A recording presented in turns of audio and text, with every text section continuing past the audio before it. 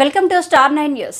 కొండవలూరు మండలం రాజుపాలెం నుండి చంద్రశేఖరపురం సంజీవ్ నగర్ కమ్మపాలెం వరకు డీసీఎంఐ చైర్మన్ వీరి చలపతిరావు ఆధ్వర్యంలో సుమారు 500 బైక్లతో ర్యాలీ నిర్వహించారు. నెల్లూరు పార్లమెంట్ అభ్యర్థి వెనుంబక విజయసాయిరెడ్డికి మరియు కొవ్వూరు శాసనసభ్యులు నల్లపరెడ్డి ప్రసన్న కుమార్ రెడ్డికి ఘన స్వాగతం పలికారు.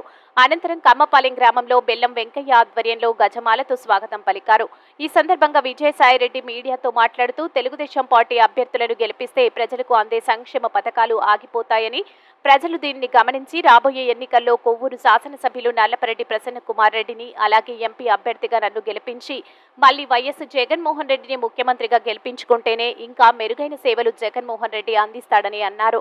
నేనెప్పుడూ ప్రజలకు అందుబాటులోనే ఉంటానని, ఢిల్లీలో మనకి కావాల్సిన పనులన్నీ నేను చేస్తానని, అలాగే రాష్ట్రంలో జరగవలసిన పనులను ప్రసన్నం చేస్తానని తెలియజేశారు. అదే తెలుగుదేశం పార్టీ అభ్యర్థిని గెలిపించినట్లయితే వాళ్ళను కలవాలంటే ఇతర దేశాలకు వెళ్లాలని, వారు ఎలక్షన్ అయిపోయిన తర్వాత మీకు అందుబాటులో ఉండరని ఎద్దేవా చేశారు.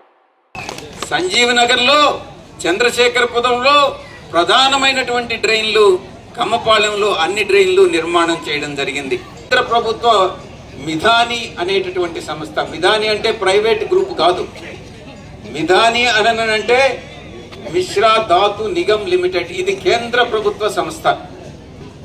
ఈ యొక్క కేంద్ర ప్రభుత్వ సంస్థకి స్థలం మంజూరైంది. 110 ఎకరాలు అక్వైర్ చేయడం జరిగింది.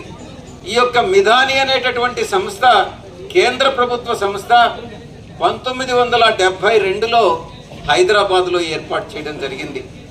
దాన్ని హైదరాబాద్లో వాళ్ళు ఒక ఫ్యాక్టరీ కట్టారు. ఆ తర్వాత హర్యానాలో రోహత్లో ఒక ఫ్యాక్టరీ కట్టారు.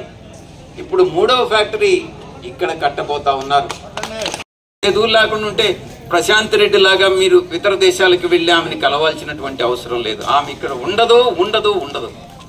ఎందుకంటే వాళ్ళకు ఉండేటటువంటి వ్యాపారాలన్నీ కూడా దుబాయ్లోను, ఆఫ్రికాలోను, ఇండోనేషియాలోను, సింగపూర్లోనూ ఉన్నాయి. ఇక్కడ మిగతా రాష్ట్రాలన్నిటిలో కూడా ఉన్నాయి. నేను ఒక్కటే చెప్తా ఉన్నాను, 365 రోజుల్లో ఎన్ని రోజులు ఆమె మీతో ఉండగలదు అన్నటువంటి విషయాన్ని నేను ప్రశ్నిస్తా ఉన్నాను. అందుబాటులో లేనటువంటి వ్యక్తిని మీరు ఎన్నుకొని ప్రయోజనం ఏంటి అని అడుగుతా ఉన్నా. కాబట్టి ఎల్లవేళలా మీకు అందుబాటులో ఉండేటటువంటి ప్రజాప్రతినిధిని మీరు ఎన్నుకోండి.